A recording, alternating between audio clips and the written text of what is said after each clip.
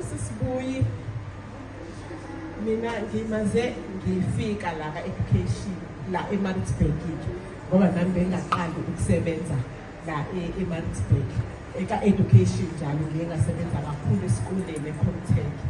So siqala ukubonana noSisibuyi ngalento engezwa nje kuthiwa wakaNtuli ngajabula ngafa ngoba ugangelekile nguMaNtuli nje layo.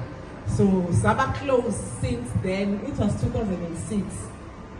Usisibuyi iqala nje ukumazi kwathi sahlaleka kamnandi ngisho ukuthi hayi ubhuti wami hayi wakhetha intokazi enhle yaseMambatheni. So ukuba close noSisibuyi usifundisa izinto eziningi, uthando nje lulodwa. Usisibuyi is very loving.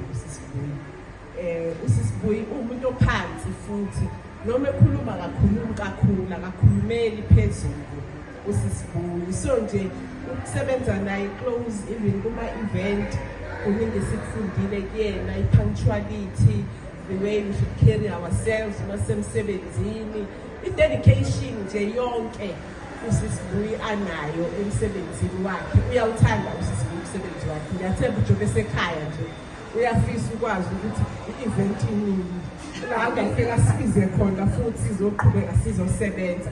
Sisebenzile ngempela kahle noSisibuyi kamnandi. Usikoni wami-ke nje anginawo amazwi amaningi kodwa nje kube mnandi kakhulu ukusebenza noSisibuyi. Simfisela nje inhlalakahle, simfisela impilo ukuthi nje let God's face shine upon you at all times and the goodness and mercy follow you in all days of your